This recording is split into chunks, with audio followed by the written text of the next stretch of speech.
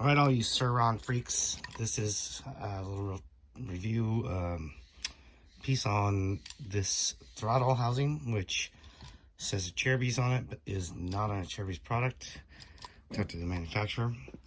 Anyway, it works in the end, but to tell you why I ended up there, I'll show you the stock throttle housing. So this is the SurRon, what comes on the SurRon Light B, at least when I got it. All plastic. The thing that really bothers me is when you pull this housing off, you can see, well, this is where the cable attach, comes through here, comes here, but what it does is it passes past this piece. This piece it's a piece of plastic, and it just sits down there, and the cable comes up and glides upon on that, and it sticks. You know, I crash a lot. I throw my bike on the ground. This piece here hitting the ground. I was just worried it was breaking. I'm really trying to not spend money on this thing. When I found these on Amazon for under 20 bucks, figured it was worth a shot. So I purchased one. So we've decreased the throttle throw. Nice snappy throttle. The thing that's really nice about this is all aluminum. It's all machined.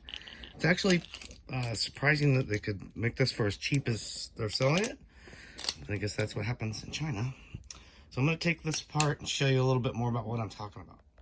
So what you can see here now, instead of the throttle coming up and making a turn, or the cable coming up and making a turn on that plastic piece that I showed you, and then hooking up to a plastic throttle housing, this is going to go straight in.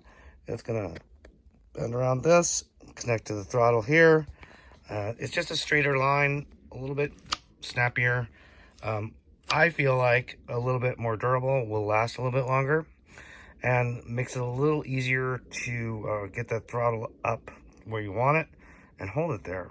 The one thing I noticed coming from 2 strokes, granted, you know, I wasn't a 4-stroke rider, is that deceleration on throttle letdown. It's like, it's pretty strong here. We got regenerative braking. So I was struggling with my wrist just holding the throttle on the entire time I was riding it. So this has helped that as well. So for the money, I'd say it's worth it. I'm going to pull it apart here real quick and show you one thing that you're going to need to do to make it work properly, though.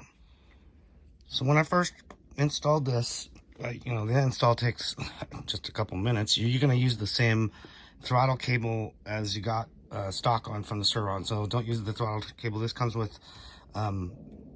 It's going to save you a ton of time, and it's the wrong one. So the one thing that happened, though, is that immediately upon putting it together, and this is why I called it Acerbis, is once I screwed these down, this throttle wouldn't turn.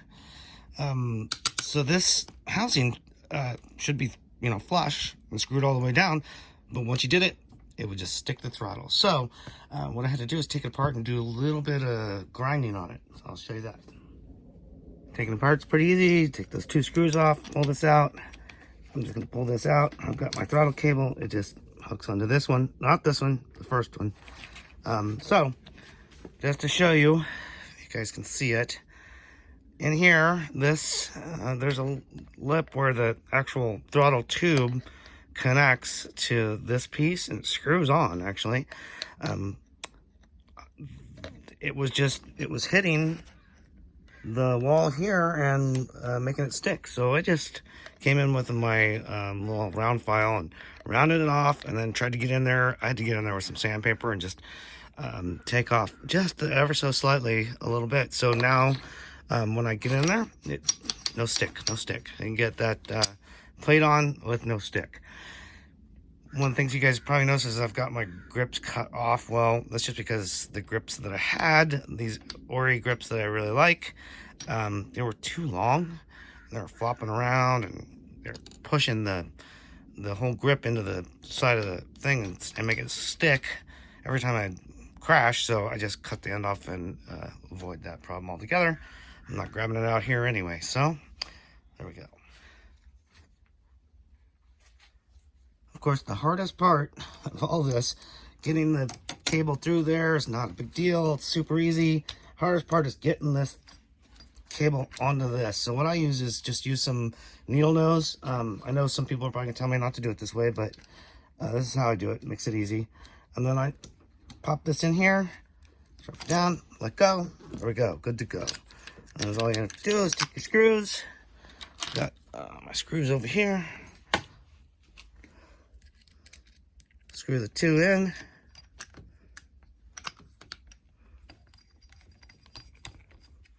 There's my other one.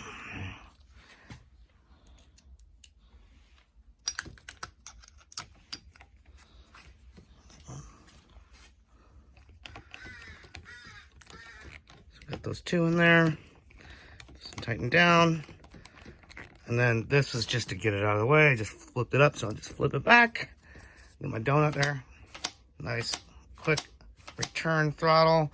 I'm got a nice metal end. Bash that against anything. Feel pretty confident it's not gonna split in two. Pretty happy for under 20 bucks. Replacement, really, as long as you know the trick for grinding down the inside of that throttle tube. It shouldn't take more than 15-20 minutes to install it. All right, best of luck.